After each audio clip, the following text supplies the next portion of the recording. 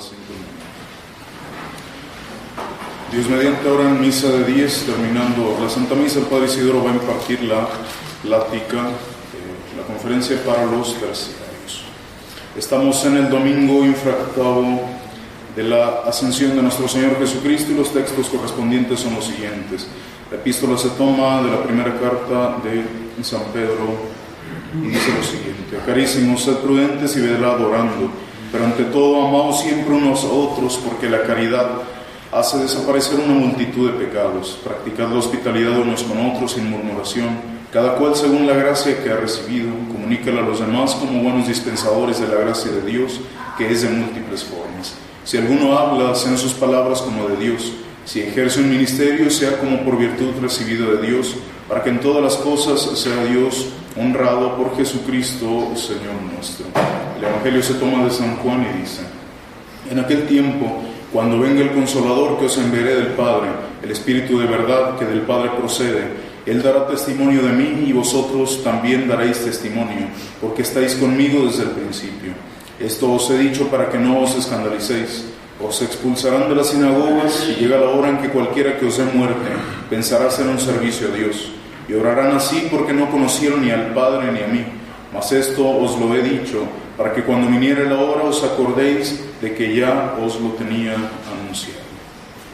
Hoy, queridos fieles, estamos ya en la fiesta más próxima al Pentecostés, ese glorioso día, el advenimiento del Espíritu Santo sobre los testigos de Cristo, sobre el colegio apostólico, María Santísima, sobre los testigos del resucitado. Y por última vez el resucitado el día de hoy promete enviar al que consuela, al Paráclito, al Espíritu Santo. Y no es un envío como comúnmente lo entendemos. Es que cómo es posible que una de las personas de la Santísima Trinidad tenga poder, tenga potestad y sea mayor esencialmente a otra. Nosotros creemos que la Trinidad, las tres divinas personas de la Trinidad son iguales en potencia, en esencia, iguales totalmente. Entonces, ¿cómo podemos entender que Cristo nos diga que nos iba a enviar, que iba a mandar al Espíritu Santo? Hay que entender que enviar quiere decir comunicar la voluntad propia a alguna persona para que ejecute alguna acción determinada. Cuando ustedes ven que un militar, por ejemplo, que tiene potestad sobre otro, un militar envía a otro militar a hacer alguna cosa, le comunica lo que quiere que haga, y con base en ese envío ya toma algún puesto, se pone a orar algo. Ese es el envío en el cual lo entendemos, pero en las tres divinas personas la voluntad es exactamente la misma. No es que hay un consejo y empiecen a hablar, bueno, es que yo pienso esto, no, pero yo pienso lo contrario. No, es una misma voluntad, es un mismo parecer. No es que sean tres puntos de vista distintos, es una sola esencia, lo que llaman los teólogos una sola potencia volitiva, una sola voluntad en los tres. Entonces, la solución a esto, cómo puede ser enviado, cómo lo puede mandar Cristo al Espíritu Santo, es tan misteriosa como la pregunta. La solución es que cuando una de las divinas personas, y hay que entender muy bien eso, da origen a otra, como el Padre da origen al Hijo, y el Padre y el Hijo al Espíritu Santo, le está comunicando su esencia, lo que es Dios. Y cuando le comunica su esencia, sepan ustedes que en Dios voluntad y esencia es una misma cosa. Dios es un ser simplísimo. Nosotros estamos hechos de carbono, oxígeno, hidrógeno, tenemos sangre, agua en nuestro cuerpo, tenemos órganos, somos seres compuestos. Sáquenos uno de esos elementos y nos descomponemos, nos morimos y nos pudrimos. Pero en Dios no cabe esa definición. Dios es sumamente simple, es puro espíritu. Y es algo que uno no puede entender, porque cuando vemos que algo, cuanto más complejo es, cuanto más piezas tiene, parece ser más perfecto. Pero es todo lo contrario en Dios. En Dios no hay descomposición porque no hay compuestos. Dios es sumamente simple. Entonces, cuando comunica su esencia, comunica también su voluntad y todos los atributos que tiene. Y al comunicar esa esencia, le comunica lo que quiere a la otra persona. Pero no es que en algún momento empezó a comunicarle lo que es el Padre al Hijo. Desde toda la eternidad, en un solo acto, ha venido comunicando, ha estado enviando el Padre al Hijo. Nosotros sí, es algo difícil de entender a la razón humana. Pero desde toda la eternidad, el Padre está dando origen al Hijo. El Hijo está siendo originado por el Padre, desde toda la eternidad. Y así desde toda la eternidad el Padre y el Hijo han estado enviando el Espíritu Santo. Desde siempre. Dios es eterno, queridos fieles. Es un poco como el ejemplo que poníamos hace unos domingos de una persona, un gigante, que ve un bicho que está recorriendo 1 kilómetro, 500 metros. Y está en altura el gigante. El gigante lo ve de principio a fin de un solo vistazo. Y no le cuesta tiempo, ¿no? Es de una sola visión de todo ese territorio. Pero esa hormiga, ese bicho que está cruzando, le va a costar una eternidad pasar todo ese trayecto. Cuando el gigante lo está viendo de una sola vez. Un poco se asemeja a lo que es Dios con respecto a las criaturas. Desde siempre nuestro Señor, desde siempre en su mente, sabía que este día iban a venir ustedes a misa, sabía que tal día ibas a pecar, tal día te ibas a salvar. Desde siempre, desde toda la eternidad. Y esto es algo, la eternidad de Dios, es algo que hace quebrar las cabezas siempre de los teólogos, de los santos, San Agustín entre ellos. ¿Cómo podía ser? Que antes del tiempo, antes de que existiera todo, Dios ya era. Y no empezó a ser en algún momento, como nosotros vemos, hoy nazco. No. Desde siempre Dios es, y es algo fascinante y difícil de entender a nosotros que somos criaturas momentáneas, que somos criaturas contingentes, pasajeras, mortales. Dios es eterno siempre, en todo aspecto. Entonces, ¿qué fruto tenemos que sacar de todo esto, queridos fieles? De conocer todo esto. El amor de Dios que manifiesta en nuestra creación, porque eso Dios sabía que tal día tantas almas se iban a condenar, tantas almas lo iban a negar, lo iban a rechazar. Iban a rechazar esa salvación que les da, lo iban a despreciar. Y aún así, por puro amor, nuestro Señor llevó a cabo la obra de la creación y de nuestra redención. Y al final de nuestra santificación, que viene ejecutándose desde siempre. Pero nosotros, aún así, desde siempre, Dios sabía, en su mente existíamos, en su mente existía esto, pero nosotros lo vemos, los efectos de eso en nuestro tiempo. En algún momento, en cierto y determinado año, vino el Hijo y se encarnó, el Verbo Divino se encarnó, que existía desde siempre y que era enviado desde siempre en determinado año de nuestro tiempo físico. Vino nuestro Señor en determinado tiempo, también vino el Espíritu Santo en el Pentecostés. Aunque desde toda la eternidad se esté ejecutando en nuestro tiempo, tiene algún lugar, porque somos seres temporales y contingentes. Entonces, pese a todo eso, así obra nuestro Señor. Así obra, que sabe que todo lo da. Hasta la cruz tuvo que ir. Y sabía nuestro Señor lo que hacía cuando nos creaba. Conocía nuestro rechazo, nuestro corazón frío. Y aún así quiso salvarnos. Que por Dios no quedara. Da todos los medios para que nos salvemos. Así el Espíritu Santo, dice el Evangelio de hoy, dará testimonio de mí. Y ustedes también darán testimonio de mí. ¿Cómo da el Espíritu Santo testimonio de Cristo nuestro Señor? Da testimonio mostrándole al hombre que por la muerte, resurrección y pasión de nuestro Señor Jesucristo realmente alcanzó la gracia para nosotros. Realmente, y por esa gracia que nos alcanzó nuestro Señor, desciende, ilumina y toca los corazones de aquellos que creyeron en las palabras de Cristo. No solo sus milagros, no solo su resurrección, ahora viene también a ratificar una vez más el Espíritu Santo y a decirles: sí, ustedes que creyeron están en gracia. Realmente este era Dios, realmente cumple lo que dice, realmente se pueden salvar. Pero los apóstoles también tienen que dar testimonio de nuestro Señor. Y uno se puede preguntar, ¿no habían dado ya testimonio ellos durante 3 años que dejaron casa, sustento, familia, a su esposa, a su hijo, a su medio de subsistir, para seguir a nuestro Señor durante 3 años? San Pedro confesándole Dios, San Pedro diciendo que Él era la puerta, era el camino, y fuera de Él no había verdad. Pero pese a todo, su testimonio era demasiado humano, queridos fieles. Sí, lo dejaron todo, pero aún con dudas. Y cuando empieza la duda, empieza a flaquear la fe, empieza a decaer todo el organismo espiritual. Entonces sí, los vemos siguiendo a nuestro Señor, pero dando un testimonio muy débil, imperfecto. San Pedro negándole, teniéndole enfrente y negándole. Todos los apóstoles, por miedo a la muerte, al fin y al cabo, se huyen de nuestro Señor. Llegan, lo aprenden a Cristo, se van y ellos se esconden. Y huyen de su presencia. Después los vemos peleando entre ellos por la preeminencia sobre los demás. No, es que yo voy a ser mayor porque tú tal. Y siguiendo aún a nuestro Señor, porque no habían recibido el Espíritu Santo.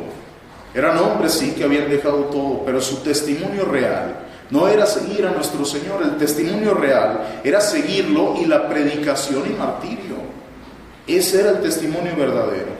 Y para poder llevar a cabo esto hacía falta el Espíritu Santo, que iluminara su entendimiento, que abriera su razón, que fortaleciera su voluntad y la gracia santificante de su alma. Porque recibido el Paráclito, testificarían la divinidad del Redentor con su predicación, con sus escritos, con sus milagros, pero muy sobre todo, con la generosidad de querer sufrir hasta la muerte, de derramar sangre por la palabra de Cristo. Si nosotros queremos saber si una persona realmente tiene convencimiento de algo, quiere saber cómo, pónganle un arma en la cabeza, amenácenlo de muerte, porque cuando hay conciencia de un peligro inminente, de un peligro cercano, brota lo que hay en el corazón. Y el martirio, queridos fieles, es una gracia. El martirio es una gracia, no es un hecho fortuito, espontáneo. Ya me tocó ser mártir, bueno, aquí estoy. No, Señor, es una gracia. Es una gracia que el Espíritu Santo da, porque se necesita una fortaleza y una fe sobrenatural para afrontar la muerte. Se necesita una esperanza sobrenatural, porque si yo no tengo esa esperanza de la vida eterna, se me acaba todo con ese tiro en la cabeza. Y no quiero que se me acabe la única vida en la que creo. Y aún creyendo en la vida eterna, el demonio hace de las suyas y empieza a hacer flaquear el alma, si no es con la fortaleza de nuestro Señor. Imaginen ustedes los apóstoles viendo, hablando, conviviendo con el Hijo del Hombre, conviviendo con nuestro Señor Jesucristo, viendo sus milagros, viéndolo resucitado. Aún así tuvieron miedo y se escondían. Antes de la resurrección le negaban. Y los apóstoles que lo vieron, ¿qué será de nosotros? Que no hemos visto a Cristo en su sacratísima unidad, que creemos que está presente en el sagrario por la fe. ¿Qué será de nosotros sin esa gracia del martirio? Por eso el Espíritu Santo, queridos fieles, nos quiere comunicar la gracia de Dios. Y una gracia muy similar a la de los apóstoles es aquella el que recibe la gracia del martirio, muy similar a ellos. Y nos quiere elevar ese grado de mártires. Ahora, también nosotros, queridos fieles, tenemos que dar ese testimonio de nuestro Señor en estos tiempos que nos ha tocado específicamente. Pues viendo el ejemplo de estos hombres en algún momento desconocidos, despreciados, venidos a menos, que después esas 12 voces, 12 hombres contra el mundo, hicieron que el mundo entero, millones de almas, reconocieran por Dios al Redentor crucificado. Y así nosotros también tenemos esa obligación de gritar nuestra fe en Jesucristo, nuestro Señor, en este mundo que lo odia, que lo detesta, dice no creer y aún así le ofende. En este mundo nos toca dar testimonio, tal vez no con la sangre, tal vez no con la predicación, pero sí en nuestro medio con una santidad de vida, porque tanto mueve un cristiano viviendo piadosamente, como escandaliza el ver en ese cristiano lo contrario.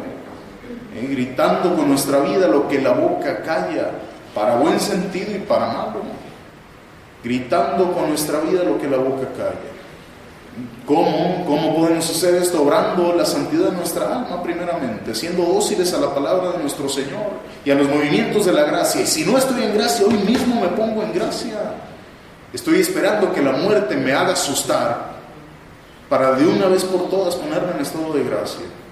Cumpliendo también sus preceptos, lo mínimo nos pide nuestro Señor, lo mínimo nos pide de nuestra vida. Claro que podemos darle toda entera y apenas es suficiente, pero nos pide lo mínimo. Hay que cumplirlo bien esos preceptos de nuestro Señor, combatiendo principalmente en este mundo contra ese horroroso enemigo del respeto humano, ese temor que tenemos por demostrar prudentemente en todas partes que somos hijos de Dios, que soy católico, que soy testigo de Cristo, que me da vergüenza hacer la señal de la cruz en público. ¿Qué van a decir? Y así creemos que podemos ser mártires. La gracia del martirio se merece también. Si yo viví, si mi esperanza es vivir pecando, ya viene la persecución y ahí me voy a salvar. Muy mal fundamentada esa esperanza, porque solo Dios sabe si nos tocan esos tiempos, y solo Dios sabe si hoy por la noche le entregue mi alma a nuestro Señor. Entonces que nos ayude Dios a empezar a poner voluntad y recordar que somos antes católicos que cualquier otra cosa. Antes católicos que cualquier otra cosa. Y con la esperanza de lo que dice nuestro Señor en su Evangelio: el que confiese mi nombre delante de los hombres, yo le confesaré delante de mi Padre. Imaginen ustedes que vamos a estar delante de la presencia de nuestro Señor sin ningún abogado. Nadie va a decir: no, espérate, pero es que hizo este bien. No, nuestras obras y Dios van a estar. ¿Qué es lo que vamos a suplicar? Que Cristo esté a un lado de nosotros. ¿Cómo no se compadecerá el Padre al escuchar y ver las llagas de su Hijo y decir: Él me invitó en esta vida? No se puede condenar. ¡Qué consuelo enorme! Lejos de que esté el demonio acusándonos lo que cada día hicimos en contra de la voluntad de nuestro Señor y que nos casi muramos de vergüenza, que esté el Redentor ahí recordándole al Padre que vivimos para Él y con Él en el alma. Es un consuelo tremendo que tenemos los católicos.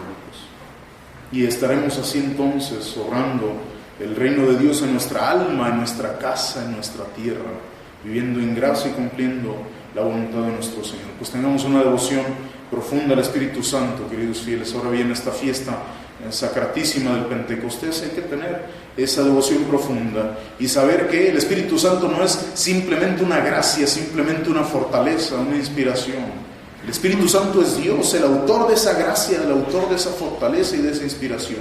Que si le dejamos bien amorosamente nuestra alma y ahí tomando trono, empieza a obrar. Si le dejamos obrar. Que por puro amor ha querido venir a las almas, a los pechos de sus hijos.